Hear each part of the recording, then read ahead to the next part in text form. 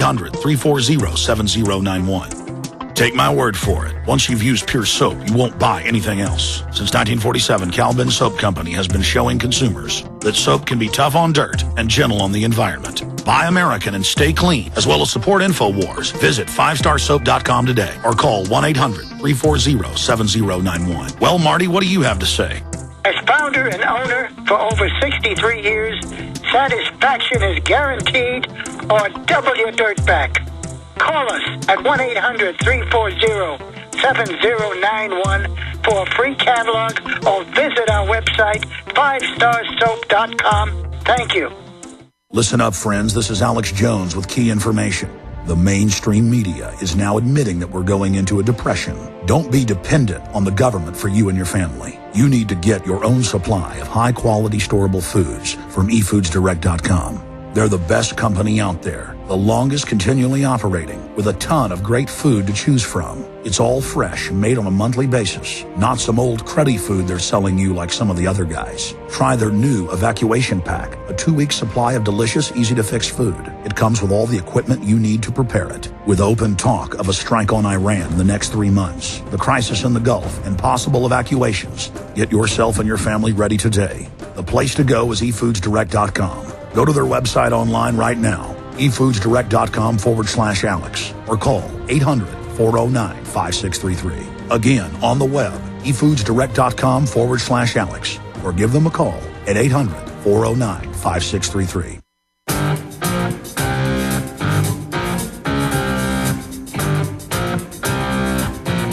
Oh, yeah. Leading a frontal assault on the lies of the New World Order. It's Alex Jones on the GCN Radio Network.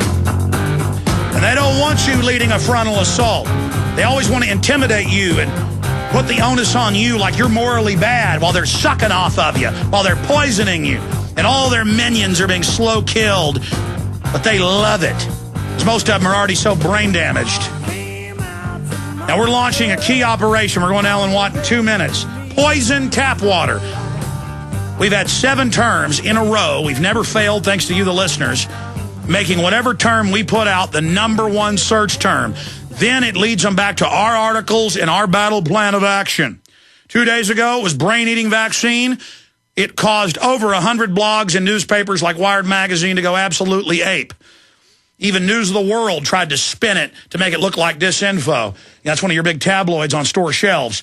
It is not working. We are countering them. The new search term is poison tap water. It's at Infowars.com by Matt Ryan. Paul Watson's going to expand this article with even more documentation because, again, I have these ideas live on air during the live battle space. And that's what this is. This is total resistance for the species to survive against the scientific technocracy. This is not a game that you're living in a hardcore science fiction nightmare, but humanity is rising. And for all of you who want to make jokes about it, you're already casualties. Enjoy it. If you can't see pure tyranny when they're out in the open, now saying they're going to put lithium in the water to control you when they're already doing it, then fine, enjoy yourselves. They admit corn syrup, they knew increased cancer massively. And now more medical journals admit it, and they don't care. They're going to hit you hard. Aspartame, bisphenol A, sterilization, cancer, and it lowers aggression. Everything they do in standardization in products you eat and drink and the packaging is meant to sterilize and, this is key, and reduce your aggression. It's aggression that fires the resistance, that fires determination, as Alan Watts said. Here's the article. Alex Jones is launching a new campaign to inform the public about the toxic chemical fluoride being added to the water across the country. While EPA scientists and workers are calling for an end to water fluoridation, we have a link to their top scientists coming out and saying it's deadly.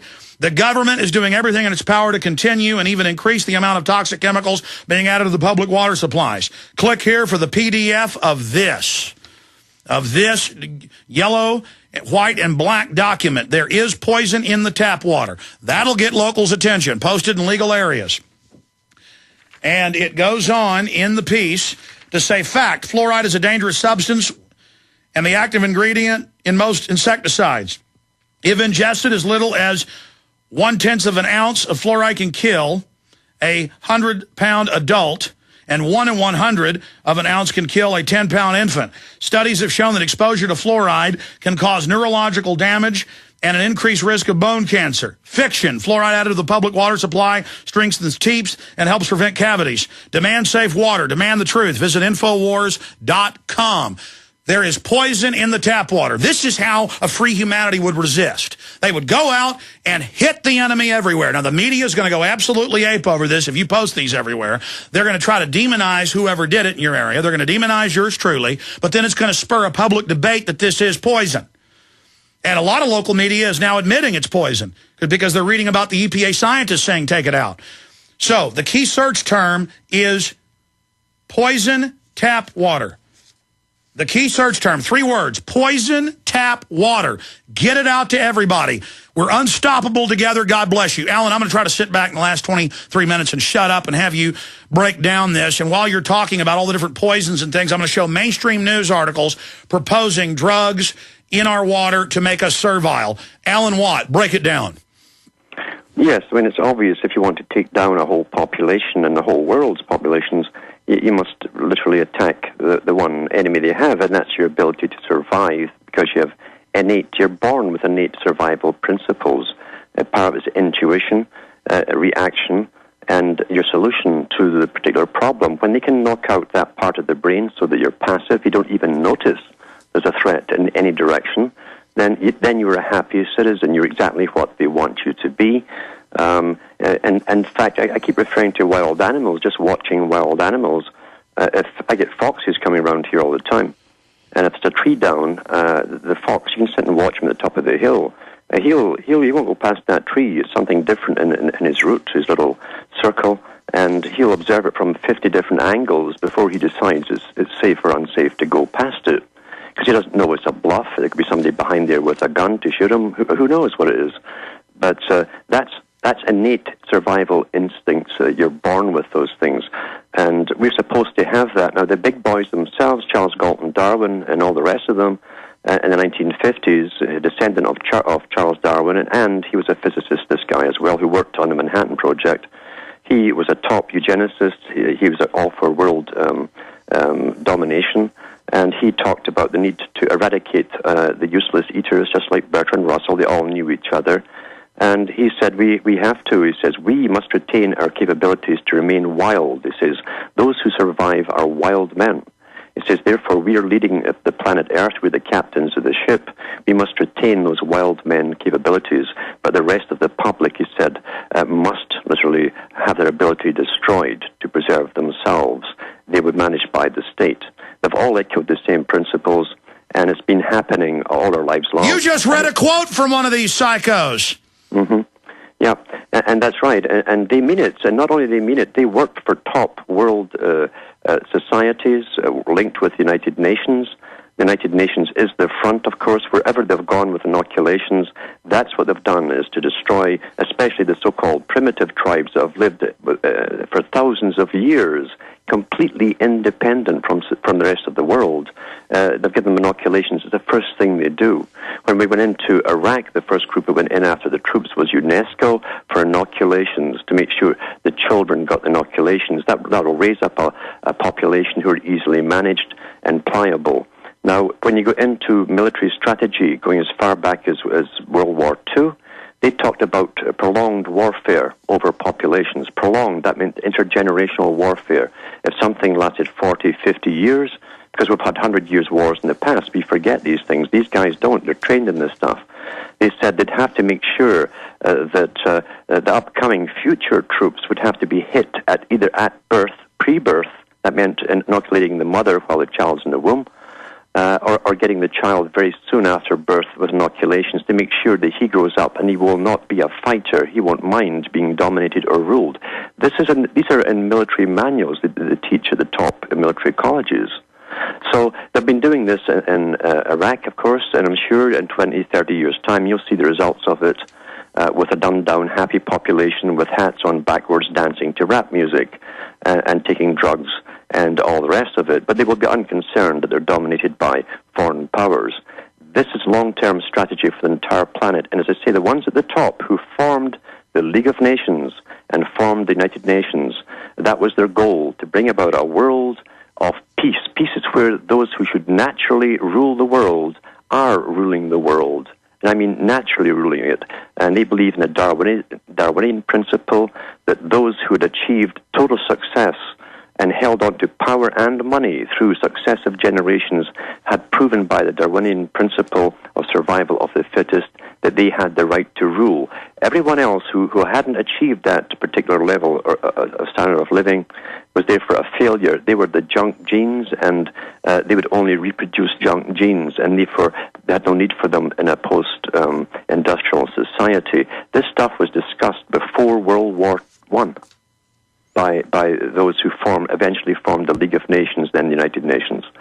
So this has been a long-term warfare. We are seeing the effects of it, and we see them going further. They can go further now because most of the public, to be honest with you, cannot take any information critically anymore. They are too damaged to take it.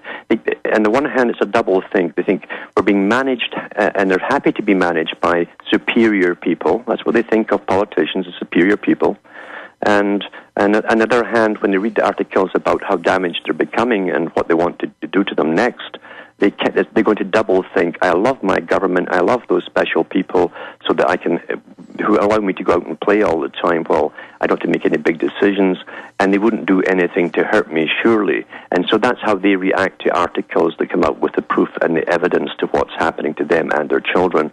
They wouldn't do anything to harm me. They're too far gone to put two and two together. They are out of the running. They're the casualties of war. Yeah.